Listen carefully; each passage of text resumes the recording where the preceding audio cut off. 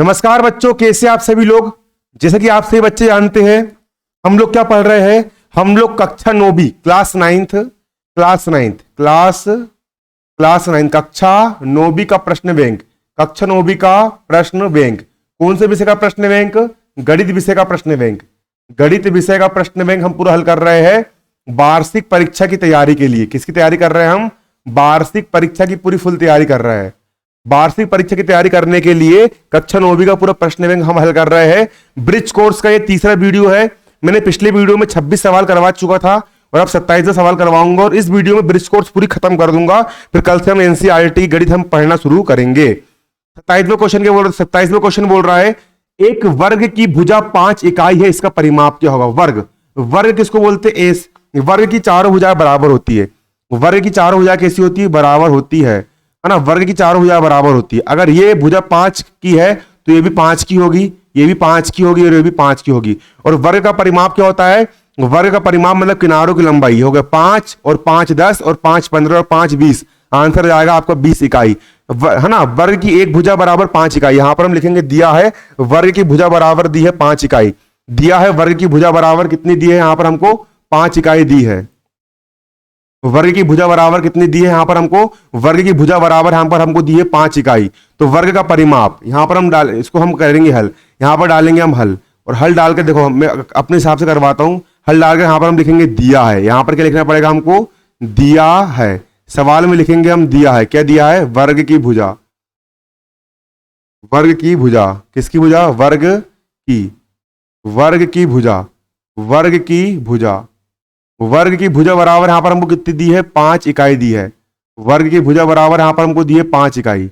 जब वर्ग की एक भुजा 5 इकाई की है, हमको निकालना इसका परिमाप कितना होगा। तो परिमाप हम निकाल लेंगे वर्ग का परिमाप। वर्ग का परिमाप बराबर होता है 4 गुणा भुजा। वर्ग का परिमाप बराबर कितना होता है? 4 गुणा भुजा। सूत्र होता है वर्ग के परिमाप का। परिमाप का सूत्र होता है 4 गुणा भुजा। बराबर का बराबर 4 का हो जाएगा 4। भुजा का मान कितना है? भुजा का मान है 5 इकाई। भुजा का मान रख देंगे यहां पर हम 5 इकाई। तो 4 5 हो जाएगा यहां पर 20 इकाई। 5 हो जाएगा 4 5 हो जाएगा 20 इकाई। 20 इकाई यहां पर हमारा आंसर निकल करके आ जाएगा।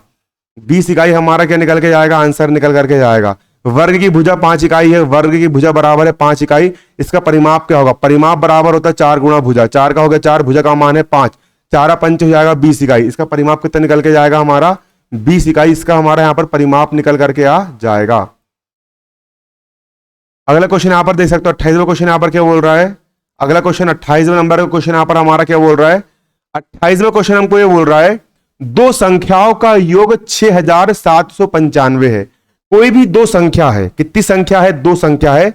दो संख्याओं का योग 6795 है। जब दो संख्या को हम जोड़ेंगे तो दोनों संख्याओं का योग कितना है? 6795 है। उसमें से एक संख्या 6493 है, तो दूसरी संख्या ज्ञात करो। दो संख्या है, पहली संख्या ये हो गई, दूसरी संख्या ये हो गई। इन दोनों संख्या का योग कितना है? 6795 है। अगर एक संख्या कितनी है? 6493 है, तो दूसरी संख्या ज्ञात करो। तो यहां पर डालेंगे हम हल और हल डाल करके यहां पर लिखेंगे माना। तो यहां पर डालेंगे हम हल और हल डालकर यहां पर हम लिखेंगे माना दूसरी संख्या ज्ञात करना है। और गणित में जो ज्ञात करना होता है उसको हम x मान लेते हैं। यहां पर हम लिखेंगे माना। यहां पर हम क्या लिखेंगे? यहां पर हम लिखेंगे माना दूसरी संख्या। माना दूसरी संख्या बराबर कितनी है? माना दूसरी संख्या x है। माना दूसरी संख्या x है। तो दो संख्या का योग 6795, उसमें से एक संख्या 6493 है। पहली संख्या हो गई 6493 हो गई और दूसरी संख्या यहां पर हमने x मान लिए। पहली संख्या एक संख्या हो गई 6493, एक संख्या हो गई 6493। दूसरी संख्या याद करो। दूसरी संख्या यहां पर मैंने मान लिया x और दोनों संख्याओं का योग बराबर कितना है? दोनों संख्याओं का योग 6795। दोनों संख्याओं का योग 6700 कितना है? 95। इस प्रकार सवाल जमा जाता है। दो संख्या का योग, पहली संख्या ये और दूसरी संख्या ये, दोनों संख्याओं का योग। यहां पर क्या कहा जा रहा है? दोनों संख्याओं का योग। यहां पर कहा जा रहा है दोनों संख्या को। पहली संख्या 6493 और दूसरी संख्या यहां पर हमने मान ली x और दोनों संख्याओं का योग बराबर कितना है? 6795। 6795 है, ये जम गया। दोनों संख्याओं को 6795 है। अब x का मान निकाल लेंगे। x का हो जाएगा यहां पर आपका x बराबर का हो जाएगा बराबर 6,795 हो जाएगा यहाँ पर 6,795 बराबर के इस तरफ 6,493 धन का है। जब बराबर के इस तरफ कोई संख्या धन में होती है उसको बराबर के इस तरफ से उस तरफ पक्षांतर करते हैं तो चिन्ह उलट जाते हैं। बराबर के इस तरफ संख्या धन की है उस तरफ जाके जो संख्या ऋण की हो जाएगी 6,493 इस तरफ जाके ऋण का हो जाएगा। बराबर किस तरफ संख्या धन की उस तरफ जाएगी संख्या ऋण की हो जाएगी। बराबर का बराबर माइनस कर देंगे। 5 में से 3 गए कितना बचेगा 2। अब 9 में से 9 गए कितना बचेगा 0 बचेगा। 7 में से 4 गए कितना बचेगा 3 बचेगा। 6 में 6 कितना बचेगा 0 बचेगा। 302 हमारी संख्या जाएगी 302 हमारा आंसर आ गया। x का मान कितना जाएगा x बराबर 302 यहां पर हमारा निकल करके आ जाएगा। x का मान कितना निकल करके जाएगा x बराबर 302 हमारा निकल करके आ जाएगा। इस प्रकार यहां पर हम इसको इस सवाल को हल कर सकते हैं।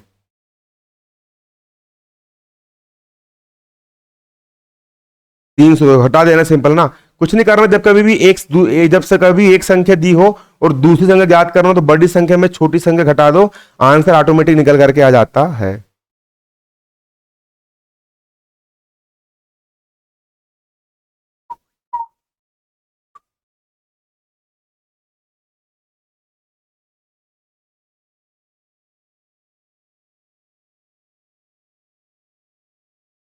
चलो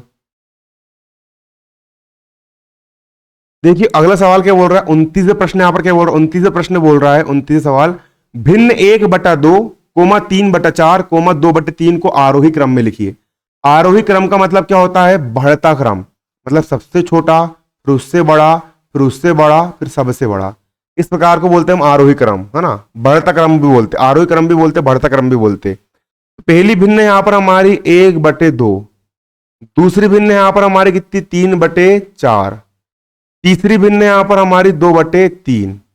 जब कभी भी भिन्नों को आरोही क्रम में लिखने के लिए आएगा तो उसकी मैं आपको मेथड बता रहा हूं। सवाल कुछ भी आए लेकिन मेथड हमेशा यही रहेगी। इसके बट्टे में है 2, इस भिन्न के बट्टे में यहां पर है 4 तो यहां लिख दिया मैंने 4, और इस भिन्न के बट्टे में यहां पर है 6, इस भिन्न के बट्टे में कितना है सॉरी इस भिन्न के बट्टे में 2/3 है, बट्टे में यहां पर कितना है 3 है। तो करना कुछ नहीं, सबसे पहले 2, 4 और 3 का हम निकाल लेंगे यहां पर लघुत्तम समावर्तक। 2, 4 और 3 का निकाल लेंगे लघुत्तम समावर्तक। 2, 4, 3 का हम निकाल लेंगे लघुत्तम समावर्तक। सबसे पहले छोटी संख्या से भाग देंगे, इसका भाग जाएगा 2 का भाग जाएगा, 2 से भाग देंगे।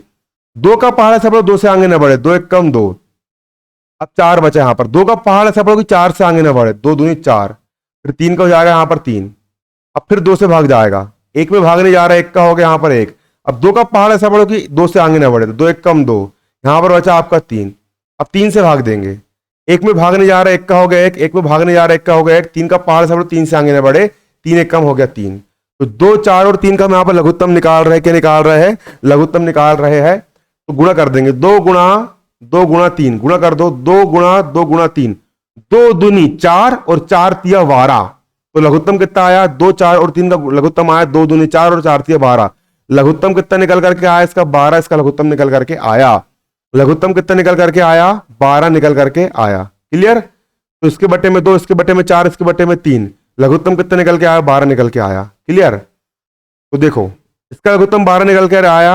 अब पहली भिन्न की बात करूंगा। पहली भिन्न यहां पर 1/2 लिखी हुई है, पहली भिन्न यहां पर 1/2 लिखी हुई है। अब 12 में 2 का भाग दो, 2 का पहाड़ ऐसा पढ़ो कि 12 से आगे ना बढ़े, कितने बार में जाएगा 2 ही 6 12, 6 बार में जाएगा।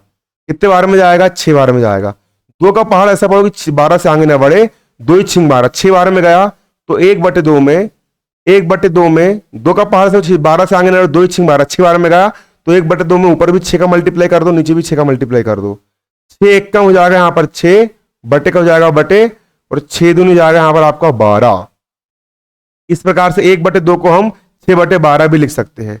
अगली भिन्न है हमारी 3/4।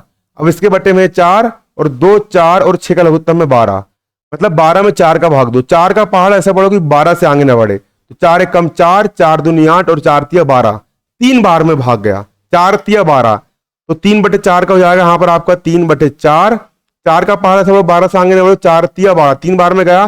3 का गुणा कर देंगे हम ऊपर भी और बटे 3 का गुणा कर देंगे हम नीचे भी। कर दो गुणा, 3 गुणा 3, 3 ते हो जाएगा 9, बटे का हो जाएगा बटे 4 गुणा 3, 4 ते हो जाएगा यहां पर हमारा 12।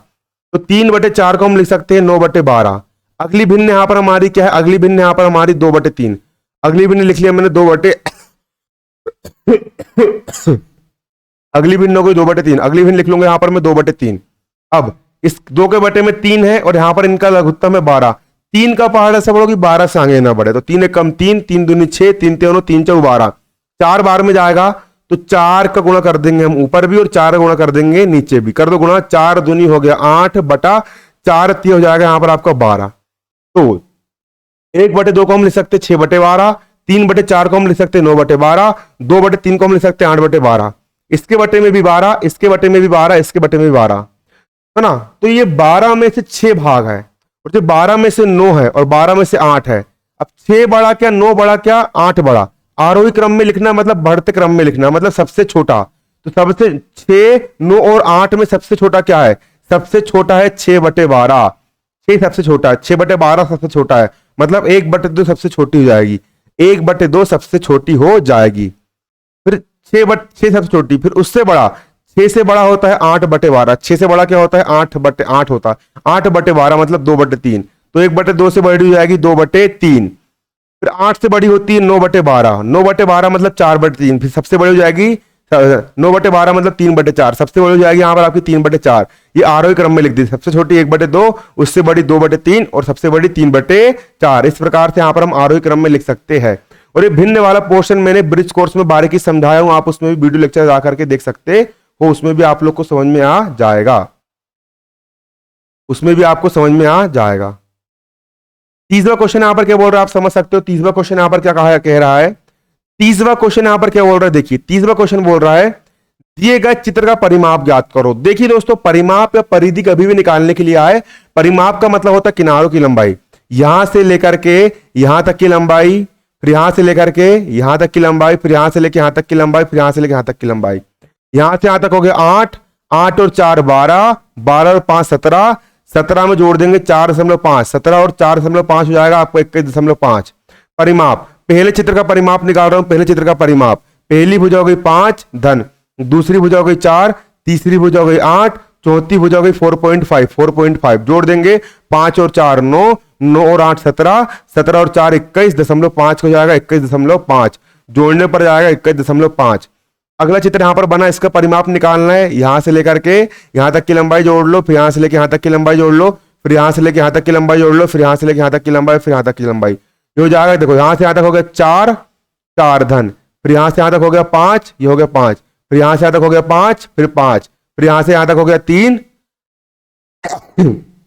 3 धन, यहां से यहां तक हो गया आपका 7, ये हो गया 7। सबको जोड़ लेंगे यहां पर हम, 7 और 3 10, 10 और 5 15, 15 और 5 20 और 20 और 4 हो जाएगा यहां पर आपका 24। तो दूसरी आकृति का परिमाप यहां पर हमारा 24 निकल करके आ जाएगा। कितना निकल करके जाएगा, 24 है ना। यहां पर भी आप देख सकते हो हमारा परिमाप कितना निकल करके जाएगा, दूसरी आकृति का परिमाप यहां पर हमारा 24 निकल करके आ जाएगा। सेकंड आकृति का परिमाप कितना निकल के आ गया हमारा, 24 निकल करके आ जाएगा, सेकंड आकृति का परिमाप। अगला 31वां सवाल, 31वां सवाल यहां पर हमारा क्या बोल रहा है, 31वां प्रश्न यहां पर बोल रहा है दिए गए चित्र का क्षेत्रफल ज्ञात करो। क्षेत्रफल ज्ञात करना है। ये जो आकृति बनती है इसको आयत बोलते हैं। आयत में 4 भुजाएं होती है, इसको चतुर्भुज में आयत का प्रकार है ना।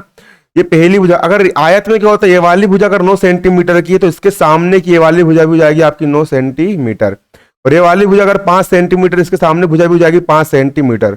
और आयत क्षेत्रफल ज्ञात करने की बात कर रहा है। क्षेत्रफल का मतलब होता है अंदर का पूरा एरिया ज्ञात करना, क्षेत्रफल का मतलब होता है अंदर का पूरा एरिया ज्ञात करना। और आयत का क्षेत्रफल का सूत्र होता है, सूत्र होता है आयत का क्षेत्रफल, सूत्र होता है आयत का क्षेत्रफल। आयत का क्षेत्रफल बराबर होता है लंबाई गुणा चौड़ाई, लंबाई गुणा चौड़ाई होता है हमारा आयत का क्षेत्रफल। लंबाई कितनी है, लंबाई यहां पर दी आपको, ये वाली भुजा होती है लंबाई 5 सेंटीमीटर, लंबाई का मान है 5 सेंटीमीटर, गुणा चौड़ाई कितनी दी है, चौड़ाई इस भुजा को बोलते हैं, चौड़ाई यहां पर 9 सेंटीमीटर, चौड़ाई हो गई यहां पर आपकी 9 सेंटीमीटर। अब गुणा कर देंगे, 9 पन्ना हो जाएगा यहां पर आपका 45, 9 पन्ना हो जाएगा 45 सेंटीमीटर इंटू सेंटीमीटर हो जाएगा यहां पर आपका सेंटीमीटर स्क्वायर, 45 सेंटीमीटर स्क्वायर यहां पर आप लोग का आंसर निकल करके आ जाएगा। आंसर कितना निकल करके जाएगा, 45 सेंटीमीटर स्क्वायर, पहली आकृति का आंसर निकल करके जाएगा। इस आयत का क्षेत्रफल हो जाएगा 45 सेंटीमीटर स्क्वायर। अब सेकंड वाली आकृति का भी क्षेत्रफल निकाल करके दिखाता हूं मैं आप लोग को, यहां पर आप इसको भी देख सकते हो। सेकंड वाली आकृति भी वर्ग है, ये वाली भुजा होगी 6 सेंटीमीटर, तो इसके सामने की भुजा भी हो जाएगी 6 सेंटीमीटर, ये वाली भुजा भी होगी 6 सेंटीमीटर, ये वाली भुजा होगी 6 सेंटीमीटर। जिसकी सभी भुजाएं बराबर होती 6 6 6 6, उसको हम वर्ग बोलते। यहां पर निकाल लेंगे हम वर्ग का क्षेत्रफल, वर्ग का सेकंड का निकाल रहा हूं ना, सेकंड आकृति में ना, वर्ग का क्षेत्रफल। वर्ग का क्षेत्रफल बराबर होता है भुजा की घात 2। वर्ग का क्षेत्रफल बराबर क्या होता है हमारी भुजा की घात 2, बराबर हो जाएगा बराबर। भुजा का मान कितना दिया है, भुजा का मान 6 6 6 6 सेंटीमीटर दिया है, 6 का लिख देंगे 6, घात 2 को हो जाएगा घात 2, 6 की घात 2 मतलब हो जाएगा यहाँ पर आपका 6 गुणा 6, और 6 6 कितना होता है, 6 6 होता है 36 सेंटीमीटर स्क्वायर। वर्ग का क्षेत्रफल निकल के जाएगा यहाँ पर हमारा 36 सेंटीमीटर स्क्वायर। यहाँ पर हमारा इसका एरिया या फिर क्षेत्रफल निकल करके आ जाएगा। वर्ग का क्षेत्रफल हो जाएगा 36 सेंटीमीटर स्क्वायर, है ना। देखो 36 सेंटीमीटर स्क्वायर। गंवार ने देखो परिमाप निकाल लिए, परिमाप, देखिए परिमाप ने निकालना है, यहाँ पर सवाल ने बोला है क्षेत्रफल निकाल लो। कभी कभी किताब वाला गलत कर देता है, किताब वाला गलत कर रहा है, बताओ। सवाल जो बोल रहा है वो निकालना है आपको ना। 32 प्रश्न क्रमांक 32 के बोल रहा है, प्रश्न क्रमांक 32 बोल रहा है दी गई आकृति में 3/4 भाग छायांकित करो।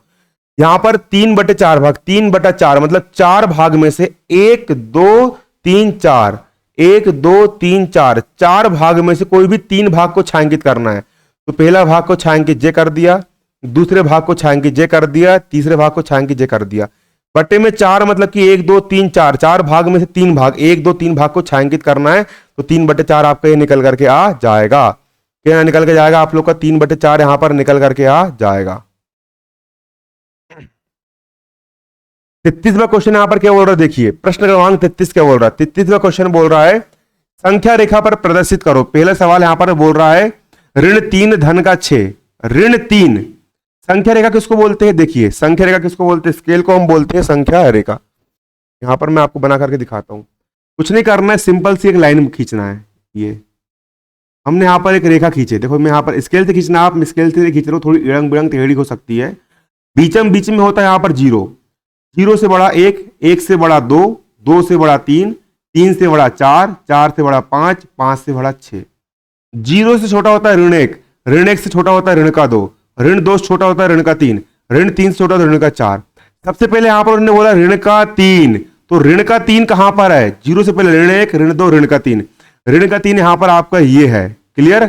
ऋण का 3 उसमें हम 6 जोड़ रहे हैं, 6 प्लस कर रहा है, तो ऋण 3 में 6 प्लस कर रहा है, ऋण 3 में 6 जोड़ रहा है, देखो 6 प्लस कर रहा है, 6 जोड़ रहा है, ऋण 3 में 6 जोड़ रहा है। देखो सबसे पहले 0 से आएंगे यहां पर हम ऋण 3 में आएंगे, ऋण 3 है ना, तो 0 से हम पहले कहां पर आए, 0 से आए हम ऋण 3 पर, फिर ऋण 3 में 6 प्लस कर रहा है, 6 जोड़ रहा है, तो 1 2 3 4 5 6, 6 जोड़े तो हमारा बिंदु जहां पर आया, हमने 6 जोड़े, 1 2 3 4 5 6, 6 जोड़ने पर आया हमारा 3 पर आंसर, तो 3 ये हो जाएगा यहाँ पर आपका आंसर। यहाँ पर आपका आंसर कितना हो जाएगा 3। देखिए 0 से पहले आए ऋण 1, ऋण 2, ऋण 3 पर आए, फिर ऋण 3 में हमने 6 प्लस करे, 1 2 3 4 5 6 प्लस करे, तो यहाँ पर हमारा धन के 3 पर यहाँ पर हम निकल करके आए।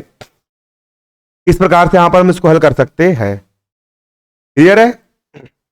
इसके बाद अगले यहाँ पर देखेंगे दूसरे सवाल में क्या बोल रहा है। अगले सवाल में यहां पर बोल रहा है, देखिए धन का 3 मतलब 0, ये 0 है, 0 से हम जाएंगे धन के 3 पर, धन का 1, धन का 2, धन के 3 पर जाएंगे, 0 से हम जाएंगे धन के 1, धन के 2 और धन के 3 पर जाएंगे, चल गए धन के 3 पर, फिर धन का 5, 5 और जोड़ना है, फिर 1 2 3 4 5, तो हम 8 पर पहुंच जाएंगे। मतलब 0 से पहले हम कहां पर गए, धन के 3 पर गए, फिर 3 से हम 5 आगे और चले गए, 5 आगे हम और चले गए, तो यहां पर हम पहुंच गए। इस प्रकार से यहां पर हम इसको निकाल सकते हैं। सबसे पहले क्या करें, हमने कुछ नहीं करे, सबसे पहले देखो धन का 3 था, तो 0 से धन का 1, धन का 2, धन के 3 पर पहुंच गए, फिर धन 5 पर पहुंच गए, धन का 1 2 3 4 5 पर पहुंच गए, तो यहाँ पर हम 8 पर यहाँ पर निकल करके आ गए। ये 8 पर हो गया हमारा क्या, यहाँ पर आंसर निकल करके आ गया। इस प्रकार से हम इसको हल कर सकते हैं।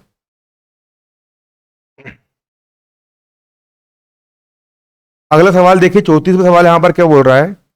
34वां सवाल यहाँ पर 34वां प्रश्न यहाँ पर क्या बोल रहा है, बारीकी समझेंगे। 34वां प्रश्न यहाँ पर बोल रहा है 505 को 5 से भाग दीजिए। किसको, 505 में किसका भाग करना है, 5 से भाग देना है, 5 से भाग देना। 5 का पार थोड़ा 5 से आगे ना बढ़े, तो 5 से कम हो जाएगा यहाँ पर आपका 5।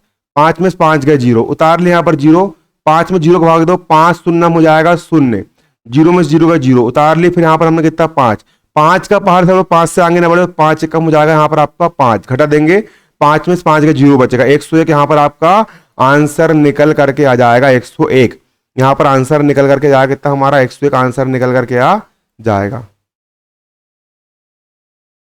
अब 35वां क्वेश्चन यहाँ पर क्या बोल रहा है समझेंगे बारीकी से। 35वां क्वेश्चन बोल रहा है संख्या रेखा पर योग ज्ञात करना है। क्या ज्ञात करना है? योग।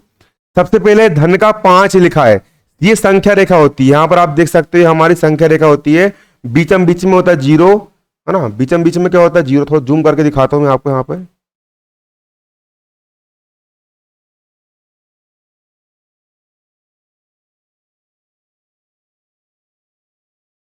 सवाल बोल रहा है ऋण धन 5 ब्रैकेट में ऋण का 11 ना। सवाल बोल रहा है क्या? 5 धन ब्रैकेट में ऋण का 11, इसको हल करने के लिए बोल रहा है। संख्या रेखा ये हमारी संख्या रेखा बन करके आती है, ये होती है यहाँ पर हमारी संख्या रेखा। इसके बीच में होता है यहाँ पर आपका 0, 0 से बड़ा 1, 1 से बड़ा 2, फिर 3, 4, 5, 6, 7, 8, 9, 10, 11, 12, 0 छोटा ऋण 1, ऋण 2, ऋण 3, ऋण 4, ऋण 5, ऋण 6, ऋण 7, ऋण 8, ऋण 9, ऋण 10, ऋण का 11। सबसे पहले यहां पर धन का 5 लिखा, जोड़ना धन का 5 लिखा है, तो 0 से हम धन के 5 क्यों जाएंगे? धन का 1, धन का 2, धन का 3, धन का 4, धन का 5, धन के 5 तक पहुंचना है, तो धन का 5 तक यहां पर हम जे पहुंच गए, ये धन का हमारा क्या हो गया 5 हो गया। फिर ऋण का 11, ऋण 11 धन वाला बोलेगा तो आपको इस ओर जाना है, धन वाला बोलेगा, धन वाला बोलेगा, धन वाला बोलेगा तो आपको, धन वाला बोलेगा तो इस तरफ जाना है, इस ओर जाना है। देखिए धन वाला बोलेगा ना तो आपको इस तरफ जाना है, धनात्मक संख्या रहेगी तो आपको इस तरफ जाना है, और ऋणात्मक संख्या रहेगी तो आपको इस तरफ आना है, ऋणात्मक संख्या में आपको इस तरफ आना है। पहले धन का 5 बोला तो 0 से हम इस ओर जाएंगे, धन का 1, धन का 2, धन का 3, धन का 4, धन का 5, तो यहां पर पहुंचे।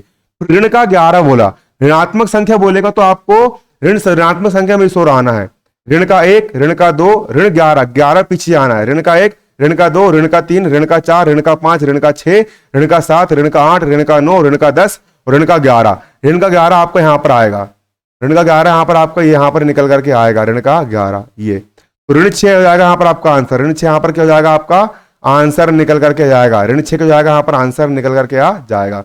इस प्रकार से यहां पर इसको हल कर सकते हैं। एक बार फिर से समझ लीजिए बारीकी से। देखिए सबसे पहले यहां पर बोला उसने 5 बोला, 5 पहले यहां पर कितना बोला उसने 5 बोला आपका, यहां पर बोला 5 तो 0 से 5, 1 2 3 4 5, 5 पर हम ये पहुंच गए। ऋण 11, 11 कम कर देना, 1 2 3 4 5 6 7 8 9 10 11, तो ऋण 6 पर आपका आंसर आ जाएगा। इसको हल कैसे करेंगे? बराबर का हो गया बराबर, 5 का हो जाएगा 5, धन गुणा ऋण हो जाता है ऋण, 11 का हो जाएगा 11, 5 के सामने कोई चीज नहीं मतलब धन का चिन्ह। जब एक संख्या धन वाली होती है और दूसरी संख्या ऋण वाली होती है तो बड़ी संख्या में छोटी संख्या घट जाती है।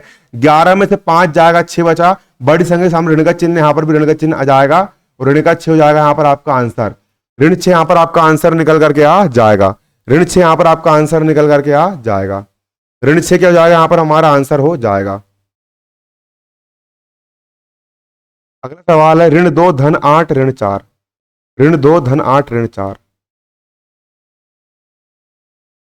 ऋण 2 धन का 8 और ऋण का 4, ये सवाल है। सबसे पहले ऋण 2 लिखा है तो 0 से ऋणात्मक संख्या की ओर जाएंगे, ऋण का 2 मतलब ऋण की तरफ जाएंगे, ऋण का 1 ये पहुंच गया 1 पर और ऋण का 2 यहां पर जे पहुंचा, ऋण 2 आपका यहां पर ये आया। फिर धन का 8 धनात्मक संख्या में इस ओर जाएंगे, धन का 8 मतलब धन का 8, 1 ये 1 पे आए, फिर 2 3 4 5 6 7 और 8 पर आए तो इस बिंदु पर आ गए 8 ये। ऋण का 4 फिर ऋणात्मक संख्या में फिर हम इस ओर जाएंगे, ऋण का 1 2 3 4 ये 2 पर पहुंचे तो इसका आंसर जाएगा यहां पर हमारा 2। इसका आंसर कितने निकल के जाएगा? 2 आंसर निकल करके आ जाएगा। उसके बाद फिर समझ लो कैसे कैसे कैसे कैसे क्या क्या निकाले हमने यहाँ पर देख लीजिए। देखो ऋण 2 बोला उसने तो 0 से पहले ऋण का 1 ऋण का 2, ऋण 2 आपका इस बिंदु पर आ गया, ये बिंदु आपका ऋण 2 पे आ गया। फिर धन का 8 बोला तो 8, अब 8 दे जाएंगे हम 1 2 3 4 5 6 7 8, 8 से आपके तीर चला तो यहाँ पर 6 में आपका तीर गिर गया। फिर ऋण का 4 बोला, ऋण संग इस तरफ उल्टे जाएंगे, फिर ऋण का 1 2 3 4, 1 2 3 4, ये 2 पर आपका आएगा ऋण का 4, ये 2 पर आएगा ऋण का 4, तो 2 यहाँ पर आपका आंसर जाएगा, है ना। इसको हल करके बताता हूं मैं। देखो इन दोनों को हल करेंगे, एक संख्या ऋण वाली एक संख्या धन वाली। 8 में से 2 का कितना बचेगा, 6 बचेगा। बड़ी संख्या धन की चिन्ह आएगा यहाँ पर धन का, ऋण 4 को जाएगा ऋण का 4। अब इसके बाद 6 - 4, 6 में 4 कितना बचेगा, 2 बचेगा, और 2 हो जाएगा यहाँ पर आपका आंसर, 2 यहाँ पर हो जाएगा आपका आंसर, 2 हो गया यहाँ पर आपका आंसर निकल करके जाएगा कितना यहाँ पर, तो यहाँ पर आपका आंसर निकल करके आ जाएगा।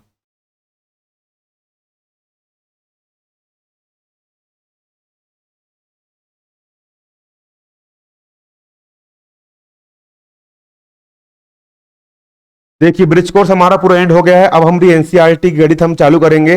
अध्याय 2 बहुपद में अगले वीडियो से स्टार्ट करूंगा। अध्याय 2 बहुपद में अगले वीडियो से स्टार्ट करूंगा। धन्यवाद। जय हिंद, जय भारत। आज के लिए इतना ही।